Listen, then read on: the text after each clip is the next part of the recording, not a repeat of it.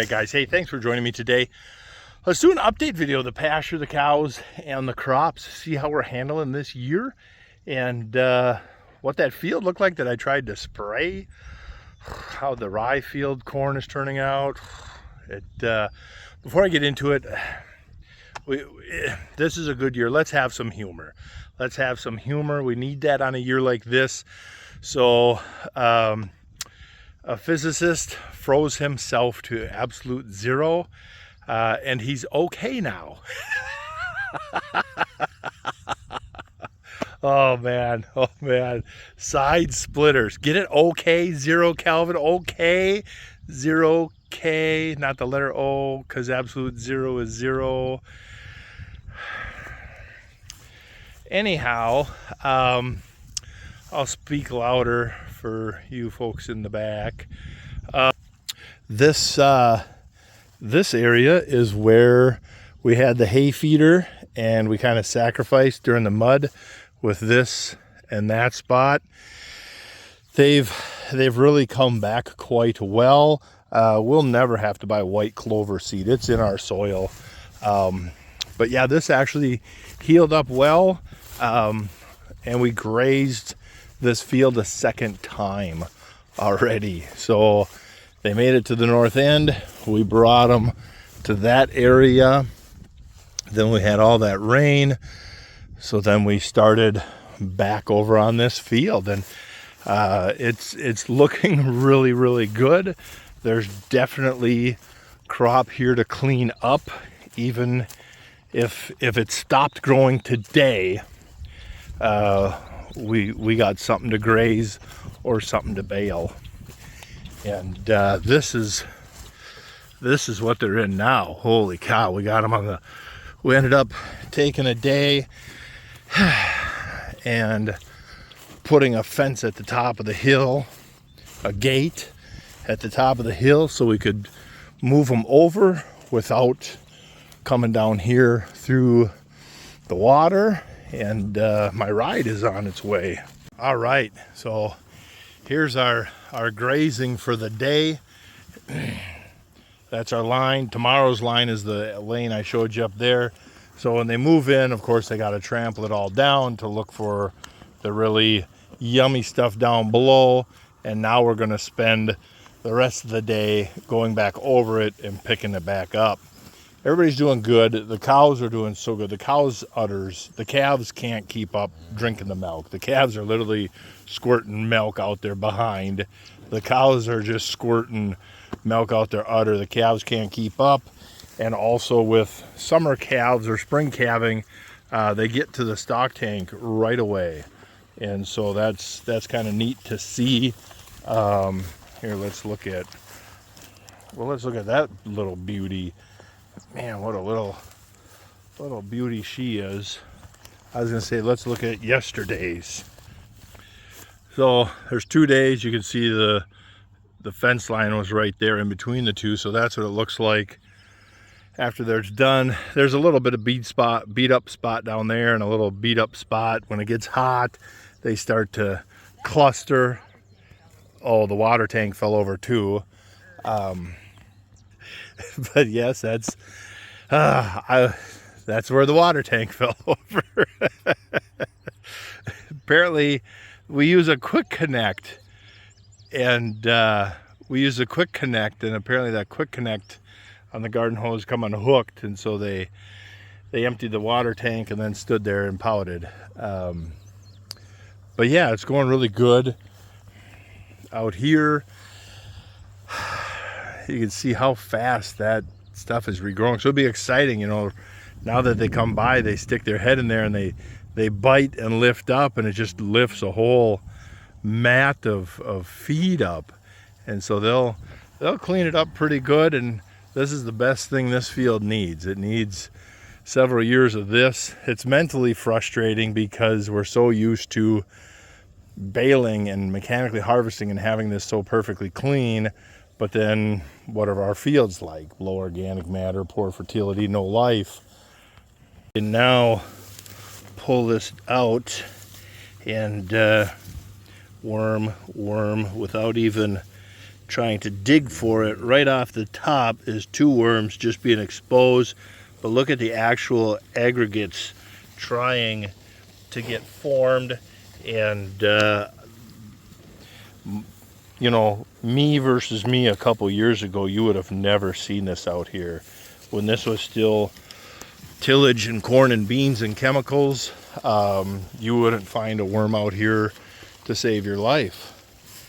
And number 70, we're trying to get her to lose weight, but it's not happening. Look at the rump. Holy cow. Ugh, she's going to be on our cull list. What are you doing? You're just squirrely. She's on the cull list because she's old and she's heavy. She has foot problems. She's a tremendous mother, gives us tremendous calves. And she'll go out by giving us a freezer full of tremendous hamburger to sell to people. Well, we got our corn into the rye. For the most part, you got a good looking stand out there for the year. Right at the top, you can see that little bare spot. That's where the side hill seeps water, and it's just going to fill up them seed slots. So that seed slot is just going to be underwater for too long, and the seed rots. And so we even got it right down here on the headland here, where water can collect, and it just sits in that seed slot. That's all there is to it. Nothing you can do about it. The field overall is handling water better than any of the fields, but you still have some casualties of war, we'll call it. But I'm happy the corn's getting some color to it. We'll talk about fertilizer in a field or two. Right, this corn's looking good. So I'm kind of glad that the strip till cart was having problems, because it ended up saving a lot of our fertilizer for after planting and after a lot of water. We broadcast the fertilizer out here, and then Peterson Mill came up and they finished getting all my cornfields on a Friday right before we got a lot of rain. So it got into the ground. Hopefully a lot of it is still here. Not my normal program, but it's one of them things that on a year like this, you just got to pull out whatever tools you got. And, you know, it is what it is, kind of a year. But no, so it's looking good. It's getting better by the day. We haven't seen the sun. We're way behind, I think, or it feels like we're way behind on GDUs. So we got to get our top dress coming this week. But hopefully by the end of the week, he's up here with our top dress mix for our micronutrient pack and some sugars and stuff like that to get our stimulant going. Because even though the plant is really short, we've got a lot of V3 and V4 collared corn out here. So this week will be that perfect time to get this foliar fed, get the corn foliar fed, and help it out for that V5 treatment. I don't know, but it's looking good. And yeah, let's go see what the others are. So what the plan is now is we'll let the corn get up around 4 feet high, and let that corn get up around 4 feet high. Then we'll come out and we'll pull a soil nitrate test and evaluate the year. Like, hey, this corn is looking phenomenal. We got great potential here. Probably a better potential than we've had in a lot of years, minus the missing spots. But let's, at that 4 foot high stage, let's pull the nitrates out of the soil and see what that is, and then decide, hey, you've got this many credits in the soil. We got this kind of outlook on the season. Here's how much we should apply. So we got one more round of nitrogen to deal with. But all in all, this field's looking okay. Well, let's see. Let's see if there's even going to be soybeans here, we've had just that continuous wet since planting, so I hope the seeds didn't rot in the field. From this farm south, is it 3 miles or so? And then you're at Rust City. I think in the end of this farm, we weren't able to plant. And from that point on, there's only, Ronnie and John, they got their stuff in. Their stuff looks amazing. And then south of these 2 fields, the next 3 miles, I think there was only 1 field that got planted. It is wet. It's wet, but let's poke around. There's some random guys trying to pop up through.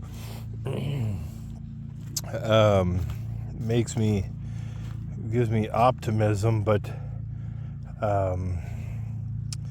it also makes me nervous when seeds just sit in the ground like this, because we've lost fields before, But yeah, there's a little something trying to come.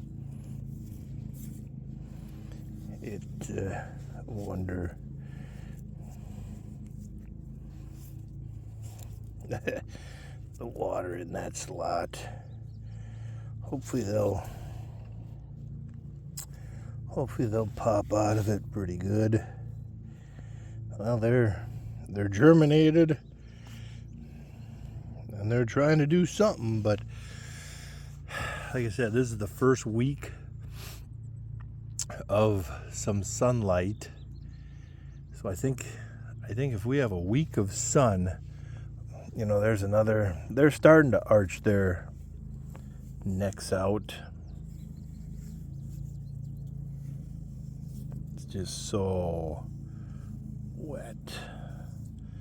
They're all right there.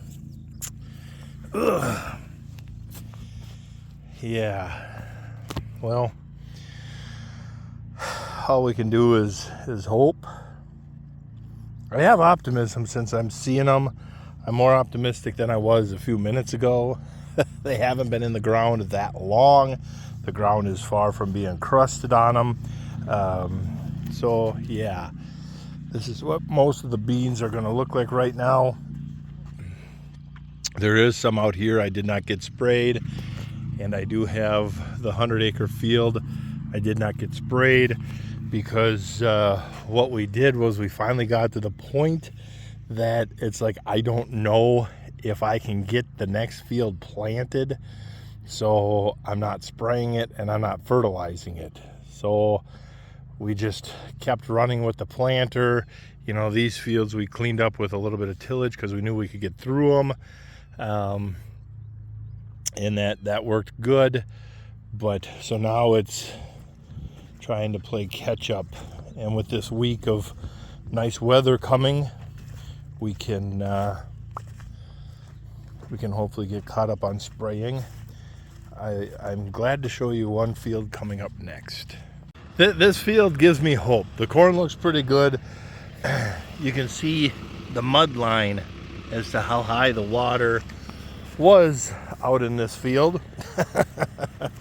And so, yeah, again, glad a lot of the fertilizer was just recently put on. So the first foot of rain, I did not have to survive the fertilizer through. We did put on a little extra potassium and phosphorus along with some gypsum to give us a little more calcium and sulfur. I don't know what we're lacking with all this water. What on earth is going on with the soil? So we'll right now, to do tissue testing and soil testing, everything will be so saturated and diluted that I don't think you would get good reads anyhow. But this is that ugly field. We stripped into it and planted it, and then we're never able to get back out here. Then we finally got out here a couple weeks ago and got it sprayed.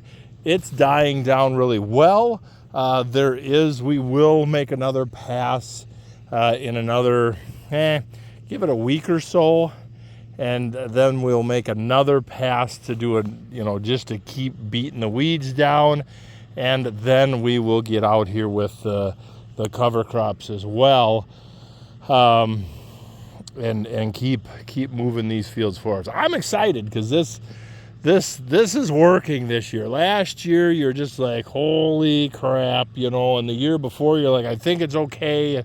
Every year it's been something for the last 4 or 5 years. But I like the potential here. It's good looking rows, good looking stands, other than, your typical, you got a soil through the field over there, that side, just that area is wet.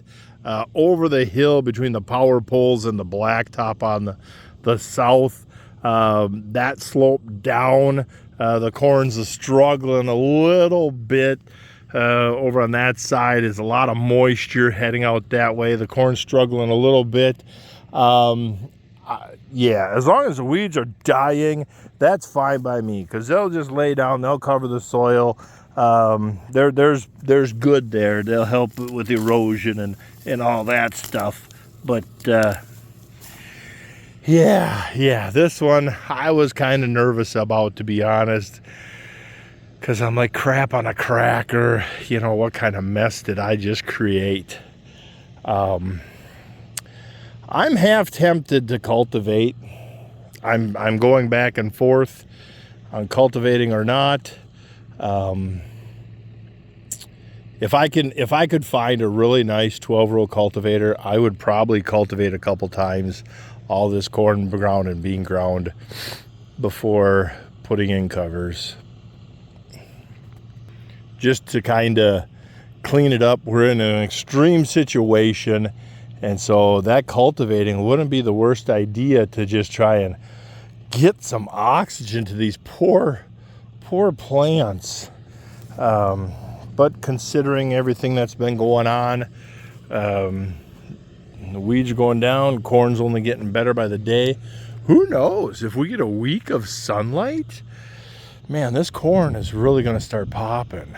It's really going to start popping. That water's starting to percolate down, or I don't know if percolate's the right word. It's starting to seep down into the profile, and so that corn's going to just get going.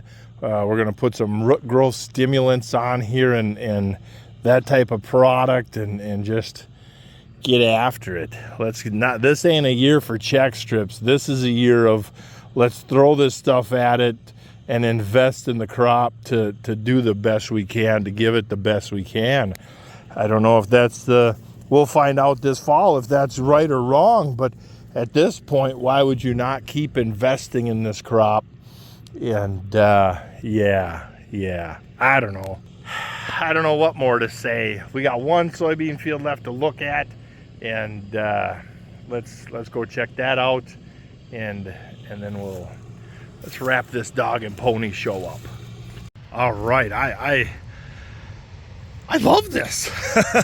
I am really loving it. I was expecting to see pretty much like the other fields, not a whole lot going on. This field is a little bit drier than the bean field we just looked at.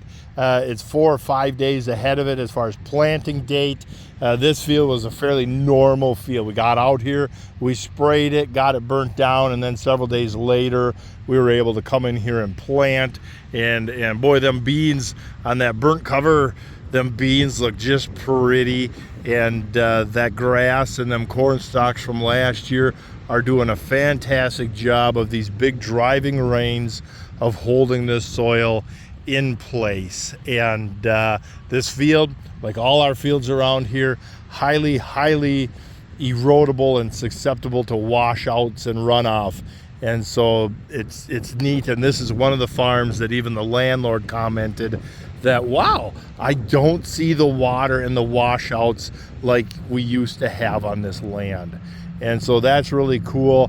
This field is looking fantastic. So this field, we might come out here in several weeks, let them beans get up and running.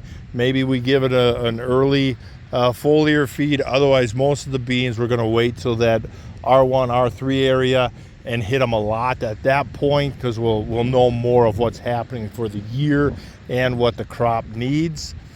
And let's invest in these beans. We're looking good. We're looking good.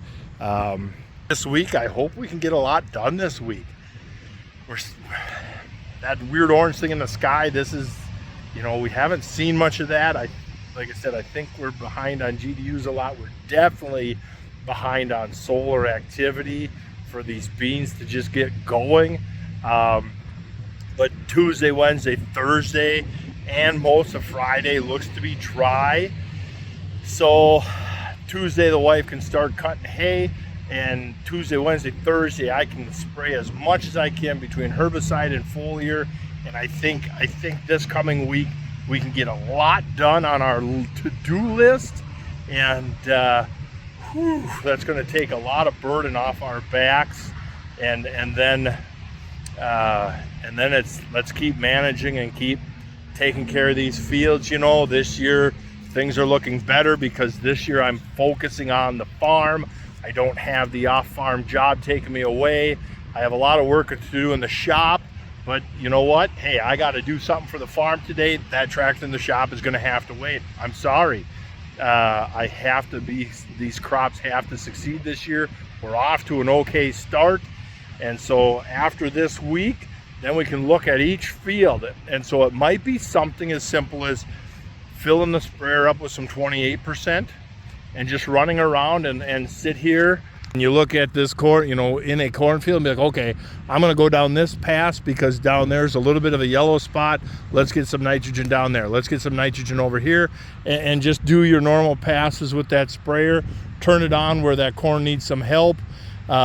Is it the most economical, most nitrogen smart thing to do? No.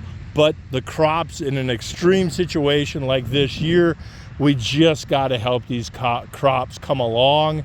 And so we can start next week. Let's start looking at each field and just seeing what each field needs.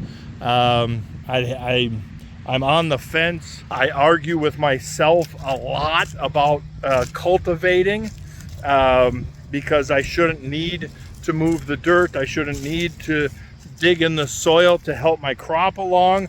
But at the same time, we're dealing, you know, 20 inches of water. So I don't know. We're at just a very weird spot.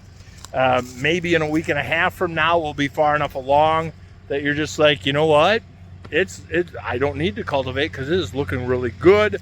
I don't know what's going to happen with these herbicides. All this water right here, this little corner, that's kind of normal because my boom, I back into the ditch and drive away.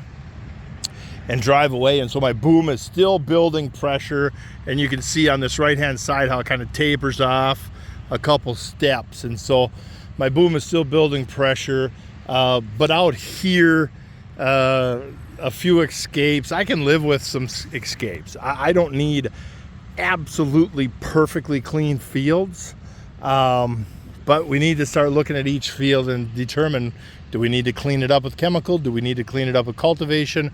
Do we even need to do anything? And so lots of guessing right now, guys. And I'm sorry I don't have the answers. It's just a weird time. Thank you very much for watching, and we'll catch you on the next one.